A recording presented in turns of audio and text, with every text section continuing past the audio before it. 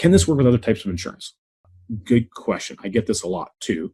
So IBC, or infinite banking, the process as Nelson has described it, implementation of this is only meant to work with and only designed to work with dividend paying participating whole life. It is the implementation tool. It is the means of how the concept is implemented. You can get other types of insurance, and some have cash value. Universal life is one of the common ones out there. However, there are differences between that type of contract, and there are a lot of reasons why Nelson specifically doesn't consider that as the viable option and the appropriate option for setting up these kind of plans. So if someone is saying that they're going to help you get an infinite banking style plan and they're going to go and get you that type of insurance, well, you might have good insurance. I don't know, but you don't actually have an infinite banking style plan because technically that is against what Nelson's rules are.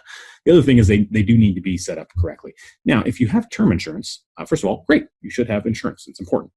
Depending on who it's with or where it's at, you might have a conversion option that we can work with there. That could be very handy. We've done that, lots of times with people.